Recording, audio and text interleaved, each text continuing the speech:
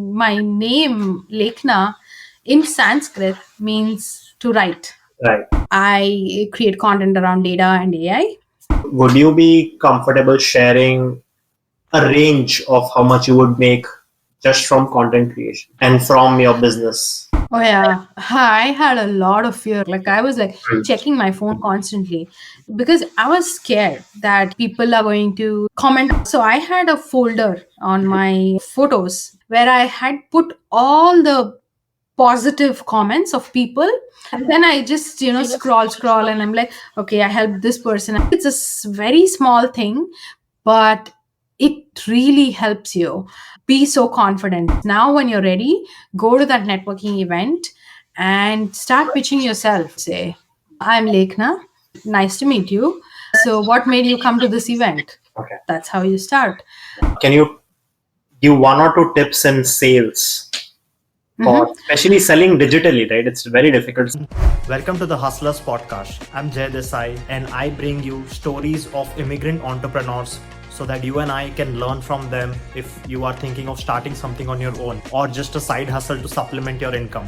Because let's face it, jobs these days are as risky as businesses. Let's dive in. Hi, Lekhna. Thank you for joining me on the Hustlers Podcast. Welcome. Yeah. Hi, Jay. Thank you for having me. Tell us, how did you start? How did you get into this field? And from there, how did you become a content creator? And Yeah, sure. So I actually I did my MBA, and then I could not get a job right after my MBA. So I was like, I had to see what are the other options. And that's when I started volunteering. I volunteered for this nonprofit. I did a lot of social media for them. Like I started writing blogs, posts, and things like that. And that's how I stumbled upon analytics. Like they started analyzing their social media metrics and stuff. And I was like, okay, there's something here. Analytics is something very interesting, and especially the results that it can change, how it can change the business metrics and things like that. So that was fascinating for me. So I was like, maybe I should take a course or something like that. That's how I got into analytics.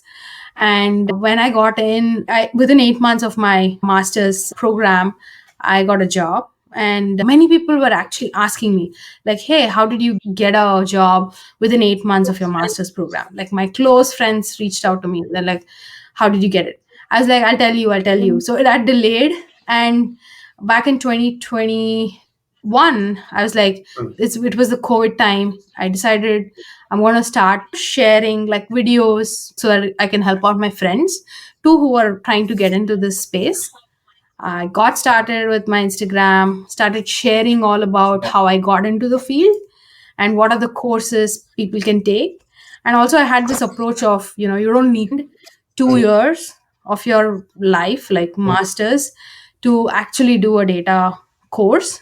You can do it other ways too, but you need the right guidance and mentorship. So that was my goal of starting the channel. you shared a lot, right? And the interesting part is you said you got a job in 8 months and your friends were surprised, master friends of. What is it that uncommon? Was it that difficult to get a job? Yeah, so I was a complete non-technical, right? Like I did my MBA. I didn't have a undergrad in computer science or something like that. My undergrad was in industrial management. So that coming from a non-technical background and going within just 8 months of my master's program, that was uncommon, yeah, at the time. Like, how did you get it? Can you share? It was something that I think many people don't do. I was I always wanted to apply my knowledge. Like I think back in when I was in MBA, I couldn't apply my MBA skills. So I felt that I'm just learning all this theory. I don't want to just learn and not apply it. So I took a different approach when I did my master's in data science. I wanted to apply it. So what I did was I reached out to my local nonprofits. I reached out. So there are these Center for Women that it's, I think more the city that I was living in back in Pittsburgh had a Center for Women where they have all these women owned businesses and companies, startups. They help other women out. So I reached out to the Center for Women and said, hey, I'm learning data science and this is my resume. I have these skills. So I was At that time, I was learning R, and I knew a little bit of web scraping and basic stuff, not too complicated. So I reached out to them, and one of the CEOs of a startup, she reached out to me. We are looking for someone with your skills. So we're gonna hire you, but you're gonna volunteer for us for some time, then we will convert it to full time. So that was how my transition went. So I did volunteering work for over 2 months for them. They really liked my work, and then they That converted is me very into interesting. full And time. I think, at least when I was growing up, this was common back in India. Like I did engineering, and I think we did a lot of theory. Like we learned a lot of theory. We never really did projects by Yeah. ourselves and put it into practice. I think that's the learning, right? Now it's become so competitive. You need to be doing something additional to stand out. Right. So then you said you were trying to help out friends get this job, right? Why did you decide to go and create content? I am guessing it would have been easier to just go help them directly. So the thing that I found was like my close friends were asking me, and there was a point when their friends, like someone friend's friend, someone was asking, they're trying to move into data, like how do they get. So there was a point where I was like, okay, I told my friends like, hey, this is how you can go about it and stuff. But there was a point where they were like, my friend's friend, wants to get in, like how do they do that. So I was like, okay, I see a need, like there like many people were asking, and obviously I can't go to everyone and just help them out. So I was like, I'm just going to create a YouTube channel. I mean, not a YouTube channel, an Instagram page. Just share that to them. Were there other resources out there that you personally found helpful? Something that you were putting out? Like, did you think of, am I going to create something new, or am I just going to talk from my experience? So initially, when I started off, like actually because in my volunteering work, I already had the knowledge of social media analytics because that's what I was doing in my volunteering work. So I knew how this whole content creation thing works, like especially from coming from the analytics side. Like I knew what metrics, like that kind of stuff. So having that background, I think really helped me to also I looked at other like to see if there are other content creators, especially in the tech space. And then I was looking at content, and I felt that there are like these concepts that can be explained easily. The just try to break it down and explain it more in a friendly way where even a 5-year-old can understand. So that was the whole idea for me to start creating content. And I think that is something that I try to do in most of my videos. What did you end up like? What did you start? It was educational, where you're like, I'm like telling them some tips and tricks. Okay. And teaching them about that tool. And then there are just the roadmap, like how do you get started, what kind of courses do you take, and like real world perspectives, like coming from this company, like what does a recruiter see exactly. So it's like the whole, I mean, a complete data analyst, like what you see, the entire life cycle. And what was your proficiency? Yeah, that time when I just got started as a content creator, I was almost 3 years into my 3 4 years into my job. So at that point, I was doing a lot of BI. I used to do a lot of Power BI, used a lot of SQL. So these literally were my like day to day Power BI and SQL. That's it. Okay. Yeah. And then you started, and you said you took a break and you moved a little bit to data science. Can you tell how is that different from data analysis? Yeah, so actually, my husband joined me on that journey where we spoke about data science as well, because he is a director for data science. So he wanted to bring some points, like viewpoints on how people can get into data science, because I was getting a lot of requests from people about data science. So I wanted to see if he can answer that. So that's why I transitioned and did a little bit of data science as well. And coming to your question about how data science is different from data analytics, actually right now, especially today, I'd say the lines are blurring. I think data science and data analytics are becoming one because of all the AI right now. It's like data science is usually more like a research, building models, doing a lot of computationally heavy kind of things. That's data science. Data analytics is basically just analyzing the current data that you have and giving some predictions. Correct. So when you started content creation, right? You started with the initial idea of a lot of people are asking, you can't serve them individually.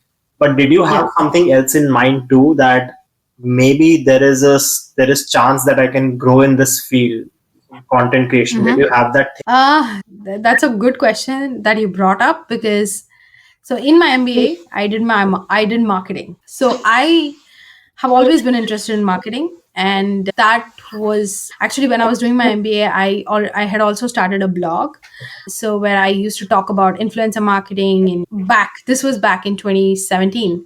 So I had a blog. So that's how I was always inclined to content creation. It was just that I wanted to learn analytics as well, like data science and stuff. So I was always, I think, in between both of them. So that's how I figured I think I like the creativity side of things more. What did you do differently? You, of course, now established yourself as a content creator. I've heard people tell me this. The way I create content, like the way I put out videos or the way I even talk, it's very easy for people to understand. Whatever I learn, I tend to break it down into smaller chunks, so it's easier for someone to understand. Okay. I think one of my best reels that I'm really proud of is one cooking reel which I did, and I am explaining data analytics there. So it was super simple, super easy. So that's something that I. So what was your viral moment? Yeah. It was a reel that I never expected will be viral, but it became viral. It was funny because honestly, that reel, I never put in much effort. So this was a reel, it was like just took it at an instant and just pulled up my phone and I just recorded it and then just put the required text. And it had got, I think around, the last I saw, it was like 3 million or something. So I was like, wow, I didn't even put effort for this, and this went viral. And how many followers did you go from to once the reel went viral? So with that one video, I think I have got around 15 to 20,000 followers. Wow. And where were you at before that reel? So before that, I think it was around like 35,000. So that's also pretty nice, right? How did you achieve that initial number? So the initial number that I felt my first 80K ish was in less than, I think, 10 months ish. Okay. I would say. If you ask me how did I get that, I think it was all about consistency. At that time, the Instagram algorithm was very different. So I was literally posting 7 days of the week. Okay. And showing up every day. Okay. Going live almost every week. Okay. So that is how much I showed up. So yeah, that was very consistently slow growth there until that 30K viral reel. But for me, it was definitely consistency. Other than that, I think it was more about really engaging with the audience. So there were like instances in the live sessions where I really asked people about different questions, answered their questions. So that engagement, even when someone sends you a DM, just responding to them. To even be consistent, you have to provide value, right? How did you figure out what kind of content to create?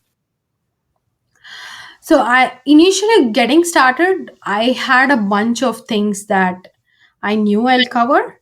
But then as the following started growing, I just completely listened to my audience. I just started, because I was asking them and things like that. So I knew what they wanted. So I just started creating that kind of content. It was like nothing. So most of my weekends and weeknights were like, people are giving me this, they're asking me these questions. So this is going to be my next week's content. So it was like I had a database full of what kind of questions people are asking. So I just used that database. That was my ChatGPT back then. So I just used that. What are highs and lows of a content creator? Oh yeah, I can literally write a book. So honestly, for me, content creation has been more of a actually self transformation journey. Content creation has given me a lot of different things like creativity and also using my analytic skills. So beyond that, it has also made me think about what exactly are my like I don't know how I should put this, but yeah, really understand like what exactly impact or what kind of value that you would bring to the society or something like that. So it's not just the content, it is beyond the content and what kind of a person that you want to be perceived as. So for me, that has been a tremendous journey, which I actually owe that part of that self transformation journey to content creation, which is been like the highest. Like I would say, it's I wish I had probably started earlier, but it's fine. uh, Another point for the highs, it would be beyond just the monetary things, it's also given me that satisfaction of doing something on my own. And when I talk about lows, content creation, I feel, especially when you think about content creation as like another a business, right? When you're going through that, you're starting a course and selling things, especially if someone who's just getting started, and hearing your first no is really hard. And so that has been something that probably I wouldn't have learned in my full-time job. So getting those no's and still going, let's keep going, that perseverance has been another transformational journey for me again. When it comes to the lows, it's also addiction of social media. So you're like so addicted to your phone. Like I can't live without my phone, not even for a day. Like I can't. So But that's true for non-creators as well, I guess, at this day and age, right? Mhm. You are Right. Yeah. creating, but there are a lot of people who are consuming, and it's the same, I guess. Yeah. Yeah. True. Yeah, not to take away that point, but I think that's really very true. But yes, please go on. Yeah, so I think that's one thing that has been like, I'm trying to break that because everyone talks about, especially today, right? Like with all these very successful like people like the who I follow on LinkedIn, like Dan Co and people like that. They talk all about focus and Carl Newport's like deep work and things like that. So I'm trying to do a little bit of that right now, at least 2 hours in a day, not use my phone. But it's so hard, like it's very hard. But yeah, I think everything takes time, so I'm just giving it time right now, and that would be my only lows, I would say. So what do you do for those 2 hours? What is helping? So right now I'm actually focusing on learning Okay. and upskilling myself. I'm currently learning Gen AI, so that's my like focus time Okay. right now. And so when some of the highs, the number of likes you get, the number of views you get, are those some of the highs and lows as well? So I honestly, like, I don't worry about that too much. Okay. But I is that a phase you arrived at, or was it from the beginning? Yes, I initially, when I was just got started, I was like this crazy person, and my husband would be like, "Can you stop looking at your phone like every single minute, like not even minute, a second?" So I was like going crazy. I just posted now. I'm going to see how many people liked, how many people commented. So that it took me over, I think, like at least more than a year, I would say, to get out of that the constant checking and pressure. And when I was doing that, I was like, this is mentally, it doesn't do you any good in the long run, actually. So I realized that, and now it doesn't hurt me at all. Okay. Yeah. But you kind of matured to that level, you would say. Yeah.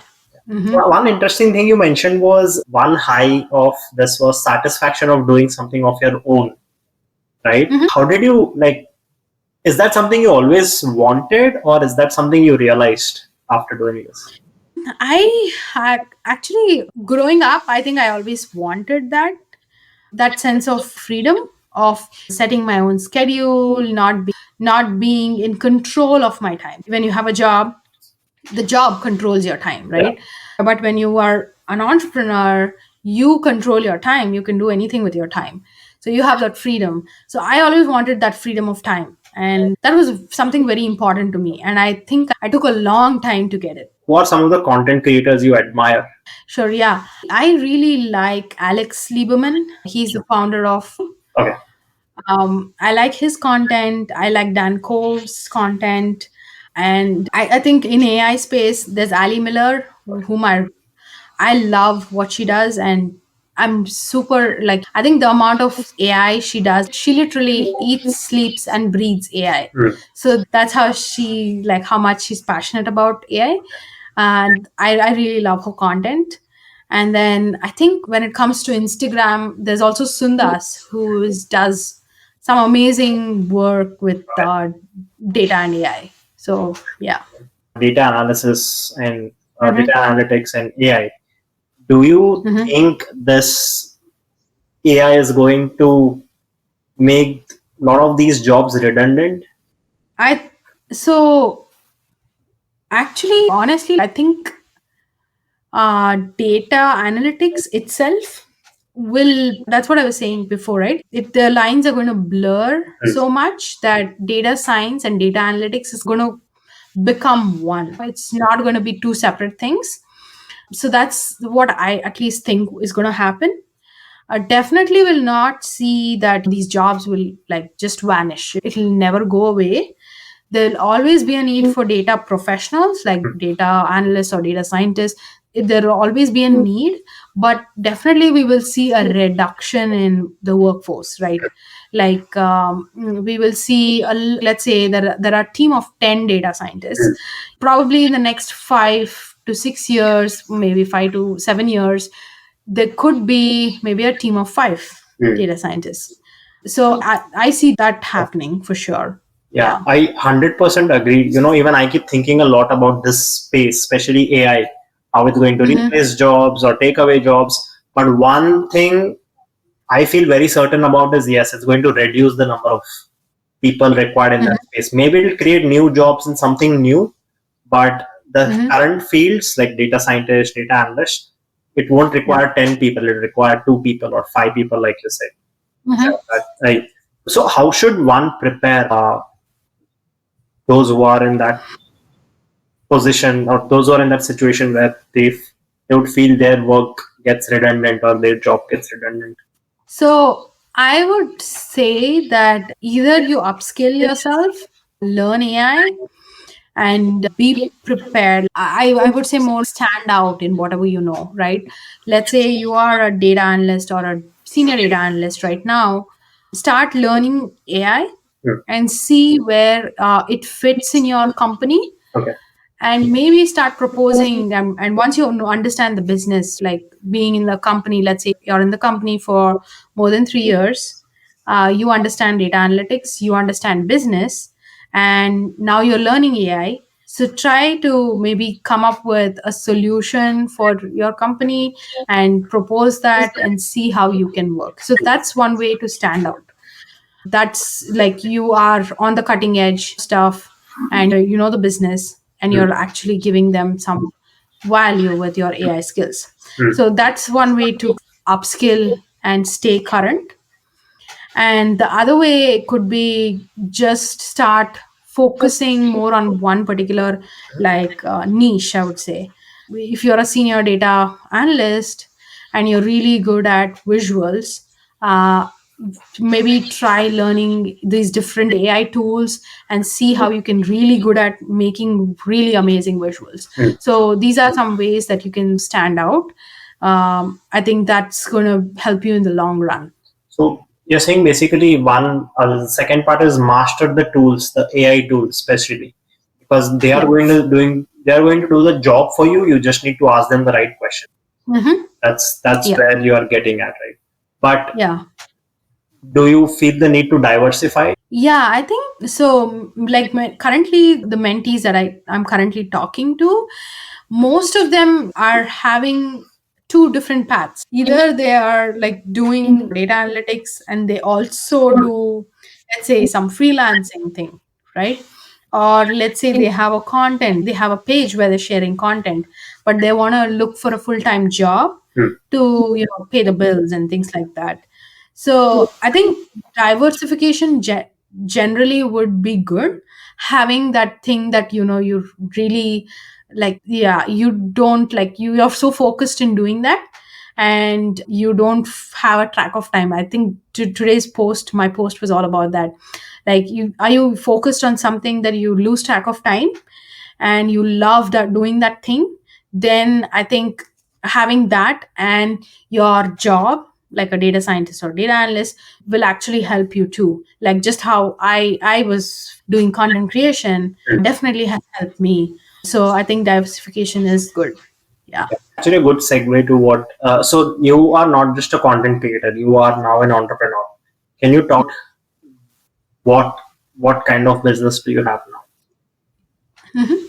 Sure. Right now, I have a bunch of courses, and I also mentor. Usually, each month, I mentor 5 candidates, Okay. and that's something that I help them through learning data analytics, through to even like job search and getting into jobs. Mhm. And then the other thing is, I have courses where we have these SQL courses for complete beginners, for those of them who are currently working but you want to upskill yourself. I have those courses. Then I do have some digital products, especially like roadmaps and resumes and things like that. What kind of courses? Can you go into a little bit details of who does it help? Yeah, the SQL course that we run is basically for anyone who is like currently working Mhm. and they're trying to upskill themselves, but it's really hard, especially working professionals find it hard, like very hard to find the time to do anything.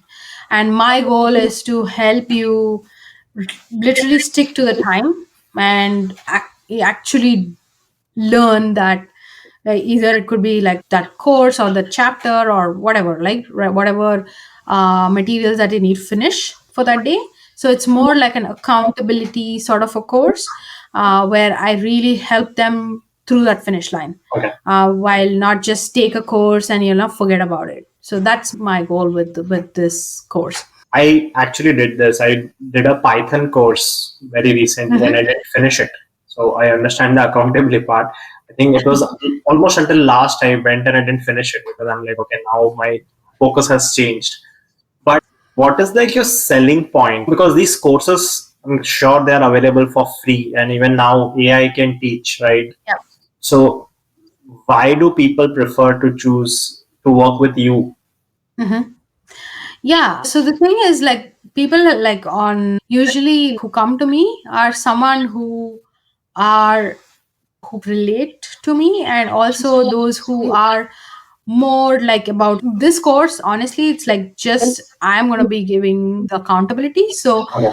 I'm going to be helping you throughout the way, like the entire 4 weeks of the course. Okay. And only once I know that you're actually working towards that goal, will you get that certificate. So it is. So that's one thing that I make sure. So you provide Only certifications as well? Yeah. Okay. Only people who are serious about it. Right. You just come to me. Yeah. You went from content creator to now a business owner. When did that transition happen? How did it happen? So 2022, my channel was growing and it was doing pretty well.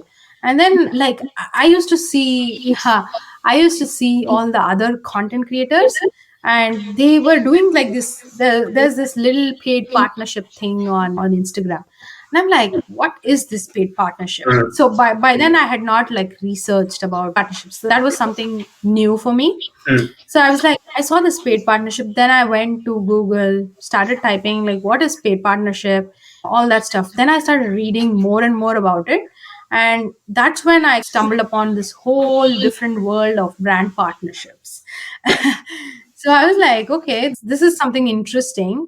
And that's when I was like, I started reading more and more about it and seeing how like content creators make money through brand partnerships and all that stuff.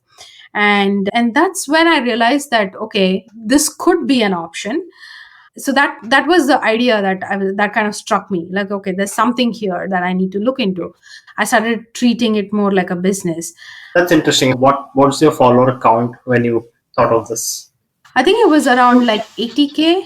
I don't know about this, but were you not being paid by these companies, Instagram, for doing reaching so many people and all that?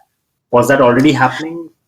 Yeah, when I thought about monetizing, that's when I think the Instagram started this. I think they started giving this payouts for creators, and it was like honestly, it's not much. It was so bad compared to YouTube. Definitely, it was like peanuts. And yeah, that so it was paying, but not much. What was your first paid partnership? How did you approach that? So actually, I started getting a lot. Once I think I started reaching a certain number. I don't quite remember what number that was, but a certain like number, I was reached out by brand partners. So I started like many people reached out to me. I think my first, if I remember clearly, my first brand partnership, they reached out to me, Okay. and yeah, I just hopped on that bus, and yeah. And how many have you done since? Um, I don't remember, honestly. Do you remember how much you were paid? Would you share that with us for your first partnership? Yeah, so initially getting started, I was not paid much, like probably around, I would say 200 a reel, something like that Okay. is how much I was getting paid. But later on, obviously, as my followers and things increased, my rate obviously increased. And right now, I get paid anywhere from 100 to 1,000 for a reel. Is the content decided by them, or they just want to have a mention and you decide the content? Usually, I decide the content. Yeah. And what kind of partnerships do you get in your profession? Are they business owners, or are they like edtech platforms? Usually, I do only with edtech platforms like Coursera, edX, Discover Data Science, Dice.com. Usually, it's career and tech. I mean, not tech, career. Yeah, actually, I would say tech also, like tech tools, like AI tools, career tools, and edtech. So now 2022, you got into paid partnerships. But Mhm. when did you get into your personal coaching, and why did you start that? So this was back actually 2020, yeah, almost the end of 2022. I realized that I was really good at SQL, like at my job.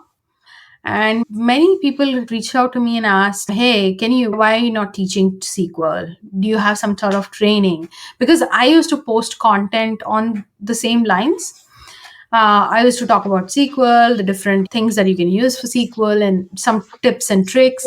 So on the same lines, people were asking me like, why don't you have a training or something like that? I was like, okay, probably now it's time to create a training or a course.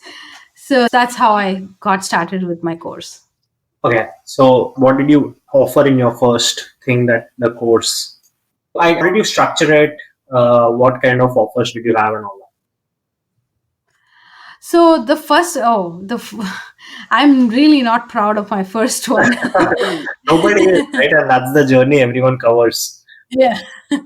So initially, my first course was I was totally clueless because it was a course that I've never created a course. So I didn't think even that I would be a good teacher. Like I knew I create content and I know how to explain things, but creating a course and putting it out there is very different.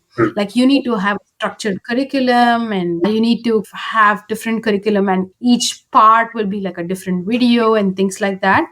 And I had a mentor, so I worked with this mentor who already knew how to create courses, so that kind of made it easier. So that was just the course development part of it. But then there was another side of it, is the payments. Okay. So I didn't know that getting payments is so hard. Like I used Stripe, and there were like so many issues with Stripe that I had. And I was like, why do people suggest this like platform? It was so bad. And yeah, it was hard, like especially figuring out the payments part of it, and especially figuring out payments from like international, right? Like My audience is not only in the US, they are from India, they're from Nigeria, they're from UK, Australia. So that entire payment thing was a big lesson for me in my first round. Now you offered your course, but like, was the course, how did you sell? Who was it aimed at? So my first course, I think it was like all my followers on Instagram, who those were the ones who took the course. It was just my Instagram audience, those of them who really asked for a course. So I just reached out to them and said, "Hey, I'm creating a course for you. So just if you want to take it."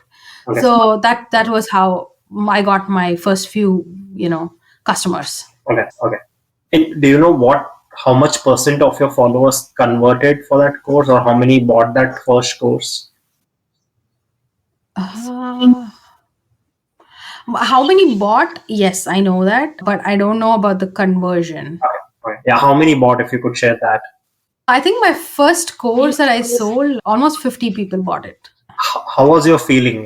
It's a first thing. No, it's a first product that you put out there. I was like, wow, this is so cool. I was like, oh my God, I was so happy. I know, at the same time, it was a lot of work for sure, because it's like people are trusting me and giving me their money. So I had to also keep up with that.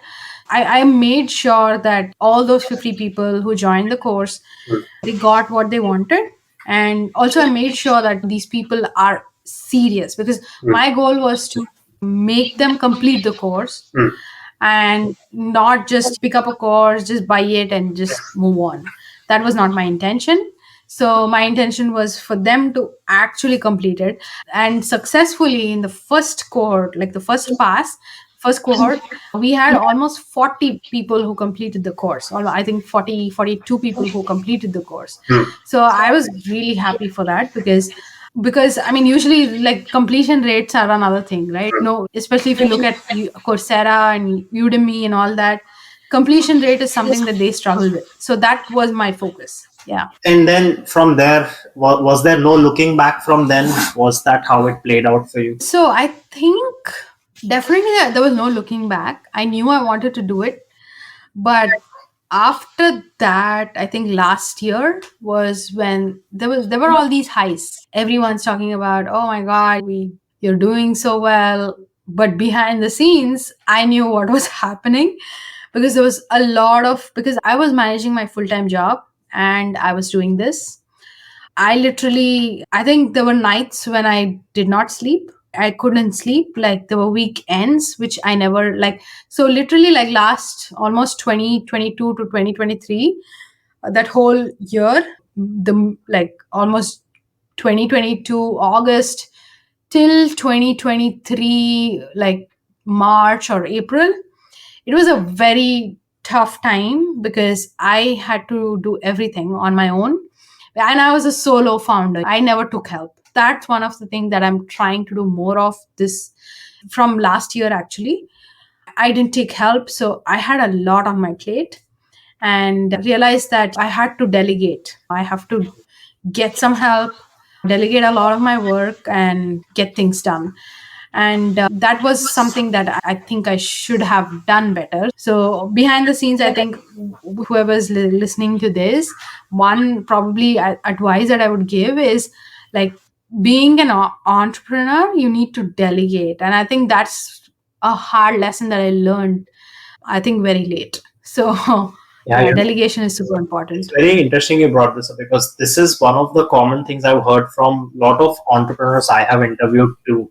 Like in my last interview, I interviewed someone who sells personal care natural products, like hair care and all that, and she had the same thing. Of course, not everyone has the luxury at every stage to delegate, but that's the learning, which is very interesting. One was the course creation that you did, but you also do mentoring. How did you get into that? And what is the difference between the course and the course that you offer and the mentoring program that you have? The course is, I mean, it's just a basic course, just a starting course for anyone who's trying to learn SQL, and that's it. But mentoring is where someone's already, who is learned, who have already learned data analytics, but they're struggling with the projects and resume and job search, is who I actually mentor. So this is someone who is like, especially with the job market right now, it's so hard to get a job. And how do you stand out? That's exactly what I'm trying to solve, where I'm trying to help someone who is trying to get into data analytics, but they don't have like that niche, or how they don't know how to stand out in order to get the job. And that's where I come in and help them to really maybe create a good portfolio or just focus on a niche. And one interesting thing you shared, I think, recently is you quit your job, right? Mhm. How did you reach that decision? I actually made a YouTube video on this. I think I credit this entire like journey of taking that. It's a big step, right? For anyone who's worked for more than 5 years in a company or wherever, right? It's a big step to take. So for me, I am a big meditator. Like I am into meditation, and I think content creation journey also started along with my meditation. So it's been almost 3 years now. So so with content creation, I had this self transformation kind of journey. So that I think was one of the major like reasons why I was able to take the step, because I started realizing that it's all about taking believing in yourself, having that faith in yourself, and taking that risk. Hmm. So I think to strengthen that, probably meditation has helped me. So I think for me, obviously the decision is really hard, but I would say at the end of the day, just listen to your heart and just go by what your gut says. And I think I just did. You're a numbers person, right? Did you put any Mhm. kind of numbers to that decision? Yes, definitely I did, because I was like, okay, once not the monetary part, but I had a number for like savings, right? So I'm gonna save up X amount, and if I'm gonna once I save up that amount, and with that savings, I'm gonna have X amount as like a safety net for my business. Like I'm gonna play with this business, not play, like I'm gonna test out my business idea with this amount. And once I come down to that amount, and I have some left as a savings, like a backup plan, once I have that, I'm not going to touch it. If I don't make it, or whatever happens, I'm going to get another job. So that was my backup plan. So I have my money for my business. Whatever happens, I'm going to test it out and see what's going to happen and things like that. So that was the savings part of it. The other part was like I was going to see if I can really make like a decent amount of money with content creation and see where it goes. So I also started making like decent amount of money with my content creation. Obviously, it did not replace my salary, Hmm. but it at least it's not like zero. Okay. I'm making some money where I can keep this thing going. So, So that's how I decided. like, when it's an interesting point, right? And I follow a lot of influencers, finance influencers, and they say this, you should have this much savings, this much Yeah. in the sense like a year's worth of savings or 6 months of savings to give yourself that time. What is the advice you would give? Yeah, I think I would definitely say at least 8 months of savings, like Okay. 6 to 8 months. I think that's a good number, like 8 months. So that way, like even if you're dipping into your savings, you have that 6 to 8 months to get to another job. And definitely within 3 to 4 months, even if it's a very hard time to find a job, you can get it in 3 to 4 months, right? So I think that 6 to 8 months is a good time frame, good time frame for savings. You are making money with content creation. What are the different avenues? Is it mostly paid partnerships now, or has it evolved into something else? With content, it's mostly brand partnerships, affiliate marketing. That's something that is another thing that I'm doing. Yeah, other than that, it's mostly my like courses, digital products and things. So when you say affiliate, like what are you selling in that? So affiliates, these are usually like Coursera's courses, edX courses, Udemy, these kind of, like, mostly it's edX again. X, sorry. Yeah. Would you be comfortable sharing a range of how much you would make just from content creation and from your business, like separate? Just from, yeah. So just from content creation, like not the business, Yeah. but just the content creation side of things, probably it's easy, like easily about, I would say, 20 to 40K Okay. ish. Okay. Okay. Yeah. So yeah, and about your business. Business so far, I think it depends, right? So if I have the courses running every month, like in the year, it's a different number. But when I have the mentorship, it's a different number. But generally, to give a ballpark, easily around, I would say, again, like another 20 to, sometimes it depends. Like it depends on the number of people, and it's very variable, right? So I would say 20 to 30, depends on how much. And Yeah. what is your goal? What have you set in mind? Where do you want to reach? So goal, I think, I really love writing. Writing is something that I have been really passionate about. I was a writer, like, if I can, back when I was in school. So I used to write poems, I used to write stories and things like that. So my vision would be just become an author or something. Become an author and maybe give back more. I want to do a lot of philanthropic things. I want to help kids. Yeah, I want to help kids with their education and things like that. So that's my, like, grand vision. I want to make money to give away money. So that's what my grand vision is. Funny thing you said writer, but and I don't know this, but is that the meaning of your name? Yeah, I mean, I don't know, it's coincidence. So my name, Lekhna, in Sanskrit means to write. Right. So I guess it's yeah. it's your destiny. Yeah. Yeah, I'm sure that you'll succeed because you obviously have passion for it, talent. Yeah. So do you you said you started as a one man show or one woman show. Mhm. Do you now have a team? Yeah. So yeah, right now I have an editor. I have someone who's helping me on my channel, my Discord channel, and then there's another one who's like kind of freelance thing. So it's a team of three right now. Okay. Yeah, so I really need, I'm building a team, Okay. so I'm delegating more. So that's something that I've been working on since last year. I've been trying to delegate more and take things off my plate, because it gets to a point where it gets really overwhelming and it's not healthy for the entrepreneur as well. Yeah. So You mentioned Discord, right? And that's something very interesting. Can you explain what Discord is and what are you trying to do there?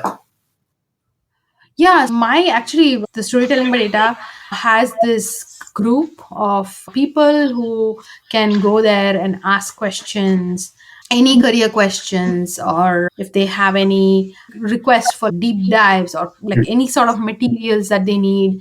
So anything that you really want to ask, especially on Instagram, obviously you can't, right? It's just one-on-one conversation. Hmm. Here in Discord, it's one to many, where I can post things and people can ask, I can get their feedback. And it's not like only me helping, people can help people too. Okay. So you're kind of building a community there, more engaged community. That's what you're Yeah. doing. And so in your profession or in this profession, right, data analysis, data science, can you share what are some key skills or competencies required for someone looking to make a transition in this career? So the skills, I think actually it's very underrated. Some of the most important skill that for anyone who's looking to in this field, especially if you're trying to transition from a different, like, job, let's say, the business skill, the business knowledge, the business domain knowledge that you have is very underrated. And I think if you are someone who is coming from a marketing background or from a finance background, or let's say supply chain background, and if you're trying to transition to data analytics, the most important value or the skill that you bring to the table will be that your marketing knowledge, your finance knowledge, or your supply chain knowledge. Right. And that is very important for anyone who's trying to move into the field. And I've seen many people tell me, like, I'm doing supply chain, but I want to move into this field. And then they realize that supply chain, the knowledge that you've gained in that particular industry from a very long time, you can definitely use all your data skills in that industry itself. Right. So that's one of the most underrated skills, I would say. And again, like, the technical tools are, there are many tools out there. I would say pick one and stick to it, especially when it comes to data visualization. Just stick to one particular tool. If it's Power BI or Tableau, I would break the skill down into, let's say, data visualization. Just pick one tool, because just the tool knowledge can go only, for some time. If you are tool agnostic, but when you have your, fundamentals right, and you really understand the business problem and then use the tool, that's a whole different way of thinking. So that's how I would approach learning any of these skills. Learnings as a content creator and a business person, right? Because I'm sure it's not easy, right? At least I know for me, it's not easy. Content creation, showing up on Instagram, being consistent. How did you do it? How did you what initial fears did you have? How did you overcome that? Oh yeah, I had a lot of fear. I think for me initially it was like, I don't want to show my face. I don't want to. I don't want people to mock me. I don't want to. But I mean, initially when I got started, I mentioned, right, like, I was like checking my phone every single, like, minute. And although I was like working, and I'm like, I couldn't focus on my work. Like, I was like checking my phone constantly, because I was scared that people are going to comment on my looks, or put in some weird comments. Because at that time, I had my family and very close friends following me. This was like when I had just 1K followers. Yeah. I had just my close family and my friends following me, and I didn't want people to comment and my family to see that comment and things like that. I was very like, I was scared, honestly. And then I started posting. I was like, I don't know why I just kept consistently posting, because I initially, when I started, there were a couple of people who very encouraged me, especially some comments like, this is a nice post, that I felt it fueled me to do more and more. And then the more I started posting, I started getting more questions, and people were like saying, oh, this is nice, you should maybe do content around this, and things like that. Then I was like, okay, that kind of gave me that confidence to say, okay, people, even if one person finds value in my content that I put out today, I'm going to do it. Okay. So I'm going to do it for that one person. So that was my mantra the whole time. Nice. Did you receive hate comments or things like that? How did you get over those? So actually, if you go to my YouTube and see, all my comments are crap comments. People are like, why the hell are you dancing? Why do you look like someone? You look like crap. And or these are the comments that you see. And on Instagram too, I did get hate comments. I have got a lot of hate comments, but usually Instagram does a good job on hiding them. And then you look like this. And I think it's most to you women influencers who get these kind of comments. I don't know, but I think by that point, I think I was already doing pretty well. So it didn't let me, I was not disturbed, or I didn't care about it. Yeah. But was there any particular strategy you would do in your own space to like forget about that, or learn to ignore that? I think it was a lot of, for me, internal self-talk. I had a folder on my photos, a folder where I had put all the positive comments of people. Like, I just taken a screenshot and then put all those pictures into one folder. Then I just, scroll and I'm like, okay, I helped this person, I helped this person. So that was, whenever I felt that, I went back to this folder and I just scroll the pictures. And I'm like, okay, this is why I'm doing it. So let me just ignore the one. That's I don't know how you learned it, but that's a very Mhm. interesting idea to follow for anyone who is Yeah. on this journey, right? Are there some things that you do that you think helped you build your community of people coming to you and all that? Yeah, so I think most of my entire like community building was through my courses. Actually, it was through my courses, I would say. Okay. The people who took my course, like the people who took my course, I'm still in touch. I still really appreciate them, and I'm grateful for them. So I'm still in touch. Those first 50 people who have taken. So I think that the courses has helped me build a stronger knit community versus any of Discord or Instagram. It helped me because I provided value to them, and also in turn they come back to me and ask me like if they have any other questions or things like that. So In one of the things you share is networking, right? And especially it's important in this market. What Mhm. are your tips to networking? Oh yeah. I think after especially this year, I think there are a lot of events that happen. I think one of the tip like for anyone who is like new to networking or you're trying to network, I would say is create that 1 minute pitch about yourself and just look into the mirror and tell that pitch to yourself, like keep repeating that pitch, and that kind of helps you build confidence. Actually, it's a very small thing, but it really helps you be so confident. Like I have literally spent, I would say, like at least 10 minutes looking in the mirror, talking to yourself, telling yourself your own pitch like 20, 30, 40 times.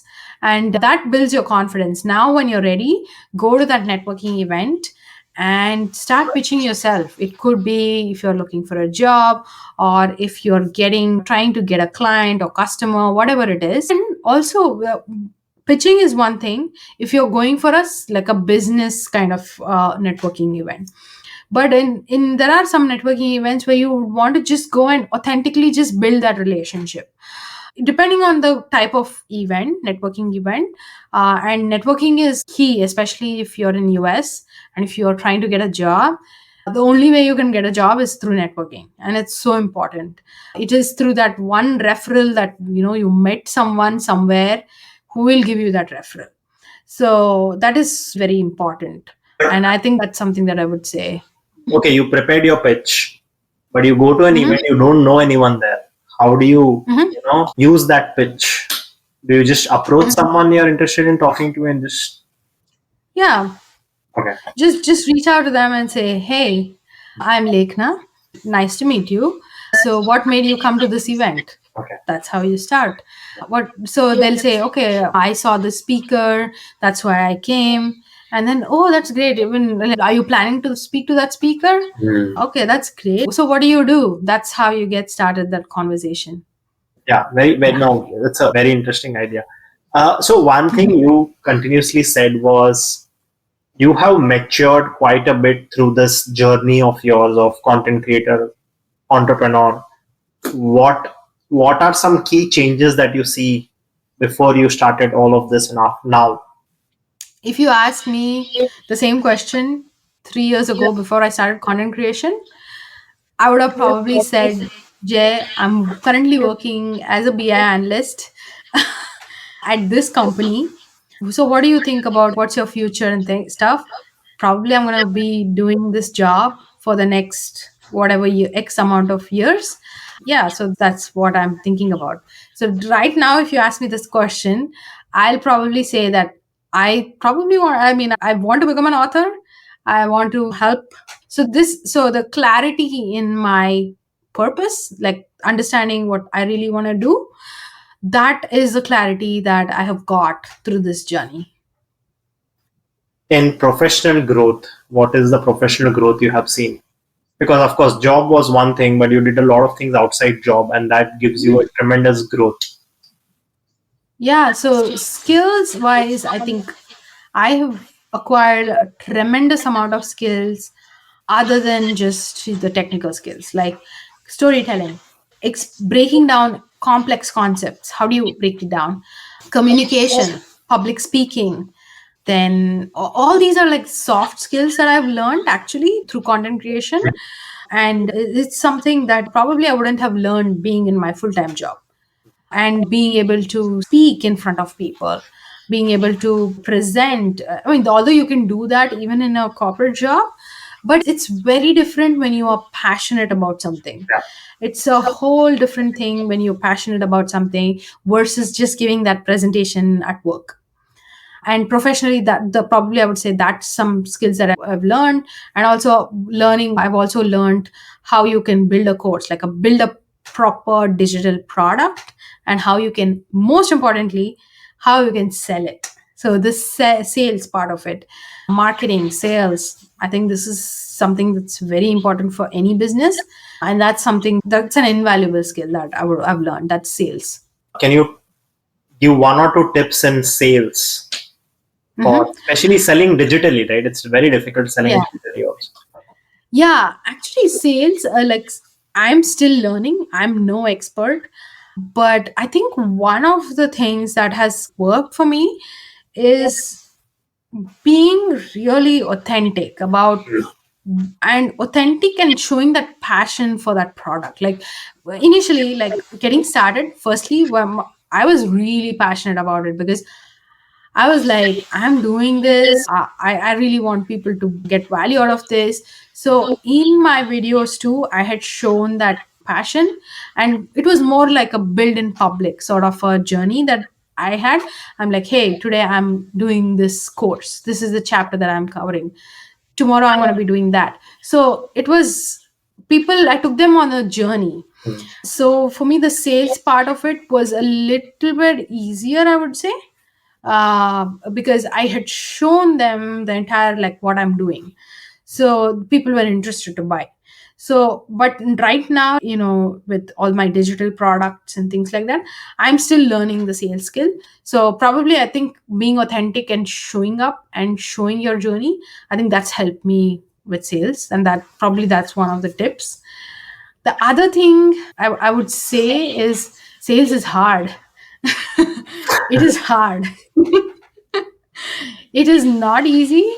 It's just about being consistent about what you're selling, right? So if you're passionate about something and you keep selling it, I mean, I think that if you're passionate, you will not feel exhausted, right? You'll not feel that, oh, I don't want to do this.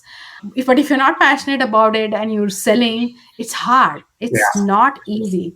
And it's amazing how salespeople do it, but Yeah. hats off to them. Yeah. What are some failures that you faced in this journey? Mhm. So many.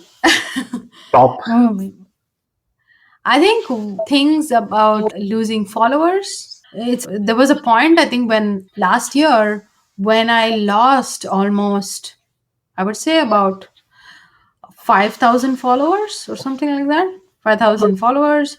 And even sometimes like people asking for refunds for the course. I mean, that's another failure. People telling, like, they take the course and then they say that they don't want to do the course.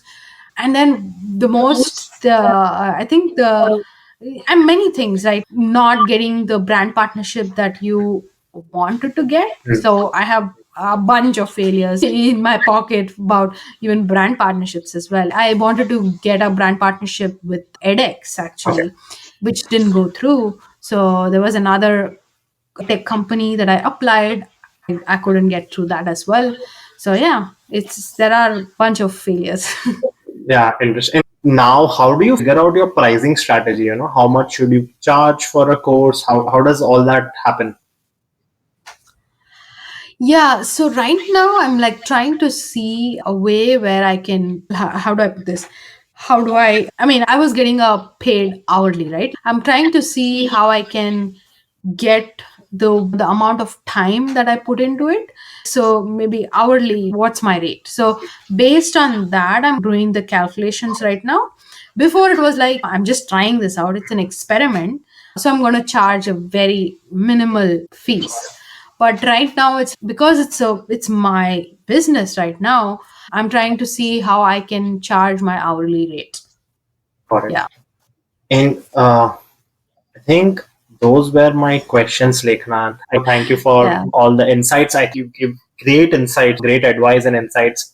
That small things like taking those photos and saving in your folder for that positive Yeah. motivation, sales Yeah. advice, all of that really resonated. Mm-hmm. That's very helpful. Yeah. Thank you so much for joining me today. Mm-hmm. Yeah, thank you for having me. So, what did you learn from Lekhna's journey. Share with me by commenting if you're listening on Spotify or YouTube, or you can reach out to me on pod.dhustlers@gmail.com or connect on Instagram at dhustlerspod. I will link the details in the description. Thank you for tuning in.